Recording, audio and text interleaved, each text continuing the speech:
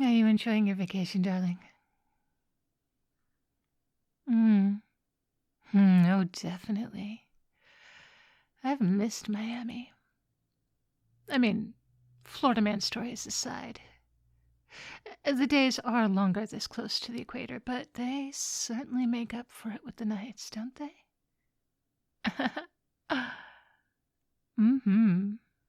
Oh, absolutely. And they have quite the system here to cater to our kind. Undead tourism is quite the business. They've done very well with it. Yeah, unlike up north, where they just sort of took advantage of things that they already had, you know? Like the underground tunnels, for those of us who are averse to sunlight. Traveling back and forth, it was always just dank and dark and unpleasant, and frankly a little too reminiscent of crypts and catacombs. And honestly, if we wanted to be in crypts and catacombs, we've got plenty of opportunity for that, don't we? Oh, and then there are the people who would hang out down there.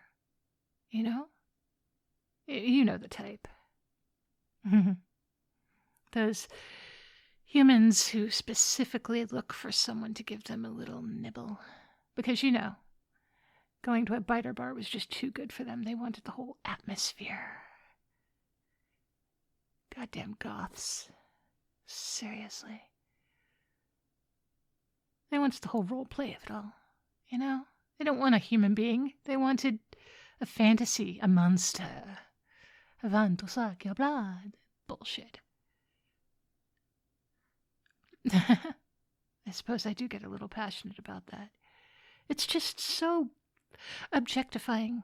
It's reductive, you know? Like, that's all we are to them, is a set of fangs. But here they treat us like normal human beings. I mean, well, all right. Normal human beings who can't see the sun, and normal human beings who need blood to sustain themselves, and normal human beings who will not die anytime soon without a catastrophe. But, you know, normal human beings.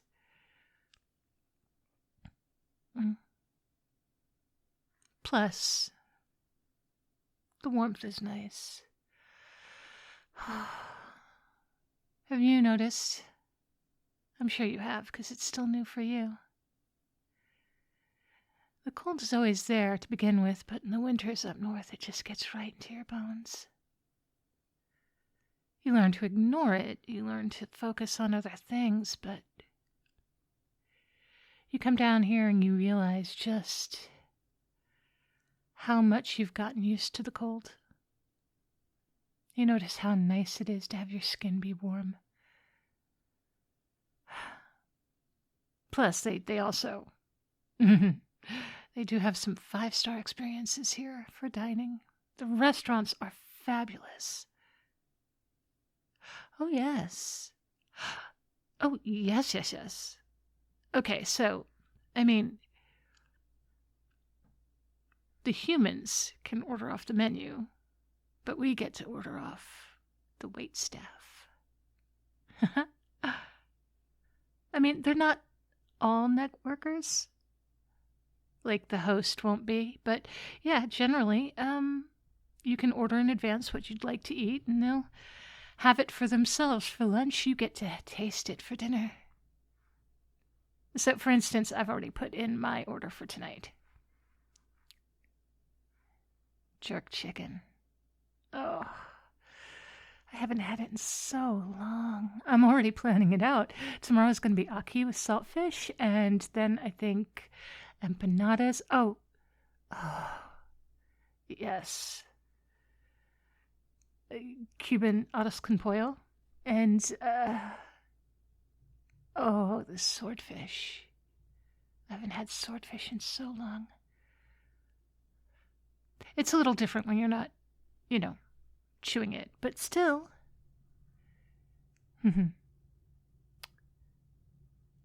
Oh, absolutely.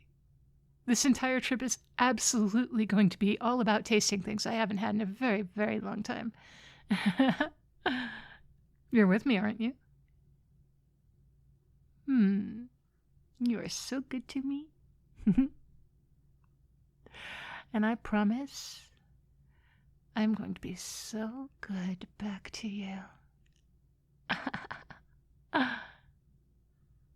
Well, I mean what you think I mean, but I also mean look around you. There's a whole world out here for you to discover that you would never have seen, never have known about, never have access to if you aren't with me, and if you aren't one of us now. Here, take a look. Do you see that nightclub over there? The one with the velvet ropes and the impossibly long line? Yeah, that's Club Pulse. Humans think it's exclusive because of the celebrities that go there. But,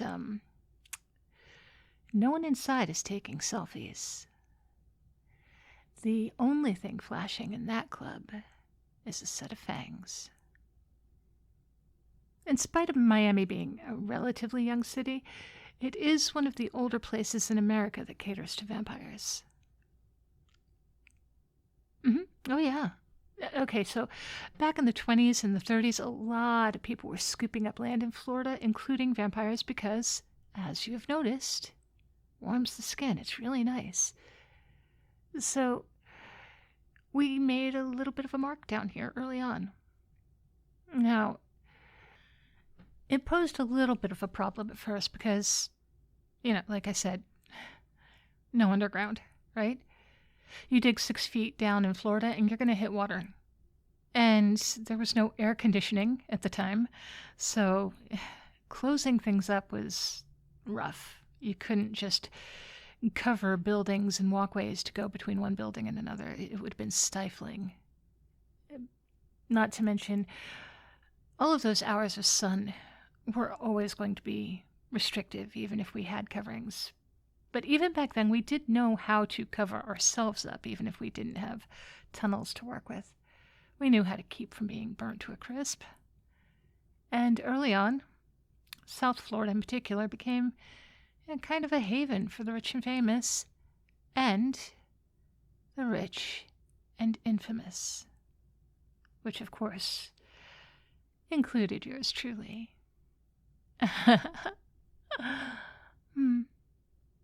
It was a nice place to get away. Life was a little slower. There weren't as many people around. And here's the thing. The rich and famous have always gotten along very well with the infamous. They like colorful people. And admittedly, we may have a pale pallor, but we are still colorful, aren't we? We didn't really have to hide. And that was back at a time when normally we would have had to. So we grew a little community here. And it's been around ever since. We made it through hurricane after hurricane. Miami has faded and blossomed again in the meantime. But there's always been a good community of vampires here. I know you wouldn't expect it. Actually, Miami was the birthplace of some of the first ethically harvested blood, right? No? Oh, yeah. Back during Prohibition, actually. Yeah, there was a lot of underground stuff going. And a lot of rum runners in South Florida. Lots of rum running. I mean, Florida's pretty close to where a lot of countries make rum, and there were lots of places along the coastline for a boat to come in and deliver the rum to America. There would be gambling and booze, women, and as long as you were getting everything else that was normally illicit, you could also get blood from willing donors, willing for a price. Everything was for sale down here. In fact, my favorite place to go to get blood was just recently shut down. Well, okay, recently for me. For you, maybe not. It was a little over a decade ago that it closed up. But it was the oldest bar, I think, in Florida. Might have just been Miami, but it had been there for 100 years. It started off as a bakery, and then a few years later, it was a speakeasy. Bakery on the bottom floor, speakeasy at the top, where they did drinking and they did gambling, and they even had one of those fake bookcases that would open up, and behind there was a secret room where they used to hide the booze when the cops came. Well, booze and blood, actually. It was pretty fabulous. They would go up there and gamble and drink, and even after Prohibition ended, it kept going like that. Not the hiding part, but still the gambling. In the 40s, it was actually bought up by a bookie from New York. He named it Tobacco Road. Eventually, it became kind of a dive bar, and then a gay bar with drag queens and male strippers, and then it was made off limits to military personnel. Eventually, it became a really cool place for blues and jazz music, and it had some of the greats playing there. George Clinton, John Lee Hooker, Coco Taylor. Oh. Are any of those names ringing a bell to you?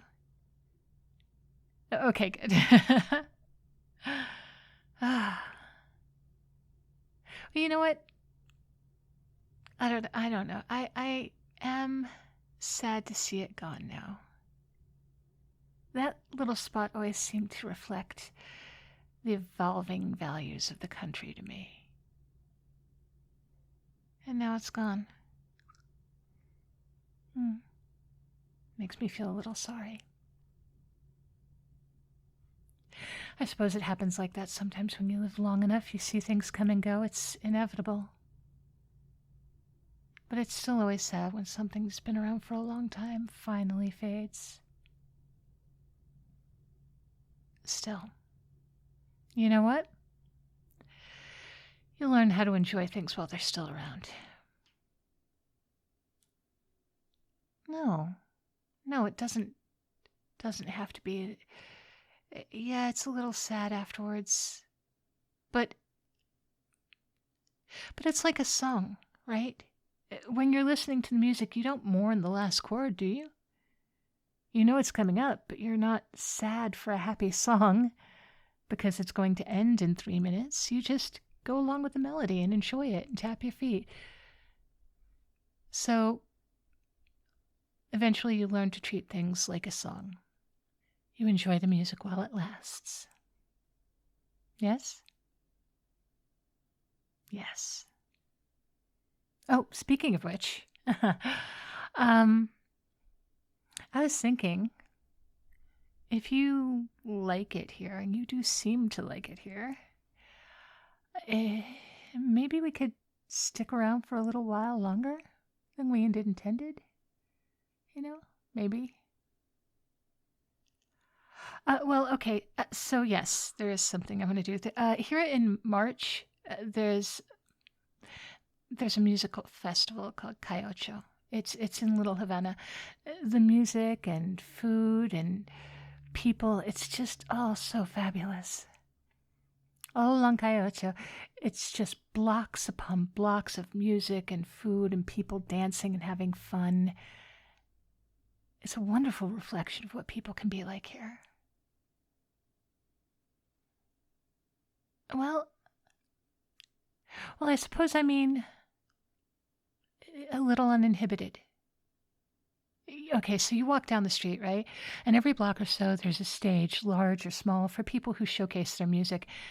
And in between, the store owners might let someone play in their establishment or just in front of it. So every few hundred feet, you're listening to someone else sing, some different music playing. And all along the way, you see people dancing in the street. They dance well, they dance not so well.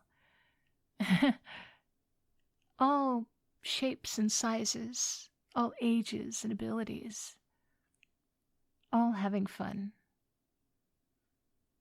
It's just a wonderful time, and nobody seems to feel awkward. No one seems to feel like they're afraid to be judged. They're just enjoying the music and letting it go through them, moving along with it. It's a beautiful thing. The best way to enjoy the music while it's still here. Move along with it. Get the most out of it. And of course, I also come back to the food stalls, the food trucks along the road, blocks and blocks and blocks and blocks, and so much variety, so much good food, so much smells so good.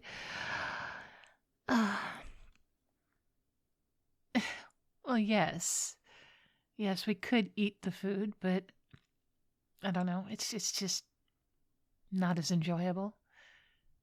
Now, tasting it in somebody's blood, that's a different story. Delicious. Smelling it, fabulous. But eating it, I don't know. It just lacks something. Maybe I'm wrong. Maybe I've just been alive so long that it's lost its luster, but I don't think so. You haven't been undead that long. Go ahead and try. See if it tastes as good as it used to. I think you'll find it doesn't. Anyway, we'll see how it goes. See if you decide that you want to stay for Coyotes in March. And in the meantime, I need to get you over to that nightclub. There's some people I want you to meet. Yes, actually, I want to introduce you to the owner, James. He's an artist, and he has been around since, gosh. Well, I tell you what, he's been around since the Spanish Empire was more than just a footnote in your history books. He is the reason Pulse exists. Inside, it's all adorned with murals, and they shimmer like stained glass.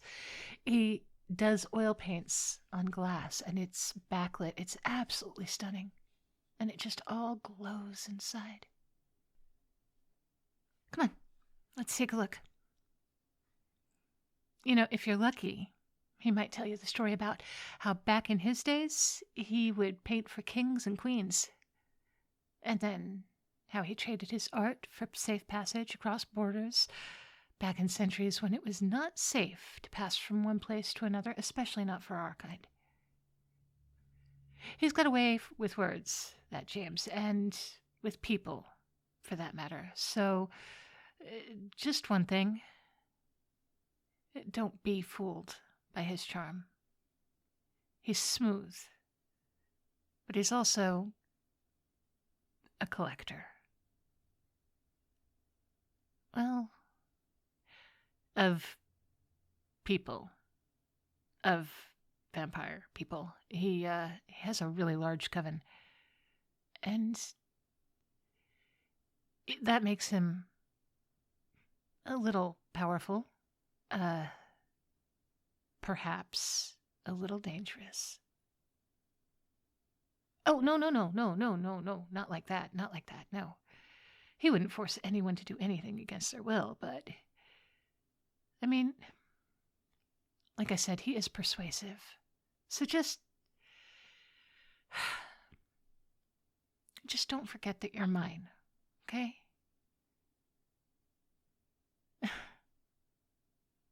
Yeah. You would think that I'd be old enough to feel secure, and normally I do. But I care about you. I like you. I treasure you. And I don't want to share you. Not even a little bit. All right?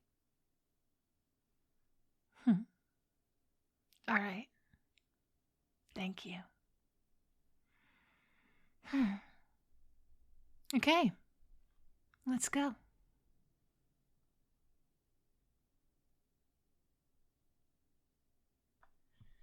Hi there, cupcakes. I wonder how many of you recognized that story about the Tobacco Road Bar was, in fact, a real place. Not so much with the vampires, so far as I know, but it was the oldest night. It was the oldest bar in Miami until just a few years ago. It did start up in. I think they got a liquor license in 1912, but then they opened up in 1915, and then they closed in 2014. And it did go through all those iterations, from dive bar to gay bar to rum runner. It was a speakeasy. It was a lot of things, and it was very cool. And it's a chain taco place, and like not a bad chain taco place, but still, not quite the same vibe. Anyway, I am super excited about having the Flirty vampire back, and introducing a little bit of Florida man into the mix. So we'll see what happens with this. I hope you're excited as well. For those of you who are my Tasty Cake members for my YouTube memberships, there is going to be a live chat at 10 a.m. Saturday the 25th, and some of you will hear this before then. I did put out a notice for people, and hopefully you got that if you would like to join. Let's see, what else is there? Oh! New members. While I'm over here talking about members, I forgot to mention hello and welcome to Wartloo. That's a fun name. Thank you for joining. And also to my newest patrons, there is Feisty Faye, which, wow, I love that one, and Modi. Thank you for joining. As always, I have very special thanks to give out to those Baker and Pound Cake tier levels who really do so much to help me be able to do this every day. There is Turquoise and Mike D, Kuro, Semblance of Life, Sarcastic Monkey, Ang, Lucid Sloth, Charles Tribble Wheaton, Luke Curator, Lemonic Cultist, Confused But Still Here, Bowman, Alton Gabattle, Techo, Gunner's Mage, Mushan, Your Audio Best Friend, Alface, Thomas Rogers, Anya's Good Wolfie, Nosti, Barry Wilburn, Esteed, SLE Photo, Harper Evolution, Wolf9004, Malicilo, Mr. Fabulous, Lou, Bunny, Meryl, Mr. Rickles, Anin, Darth Mythos, Red Death 48, Always Able, Obin UK, Kalua Bear, The Swaggy Llama, Artlow, Pierce Tailish, and Christian Cleopa. I hope you're all having a great day, and I hope that you'll be as good to yourselves as you are to me, and I will talk to you soon. And also, on my Patreon, Spicy Dragon Girl Sunday. See you there, see you then. Bye. Mwah.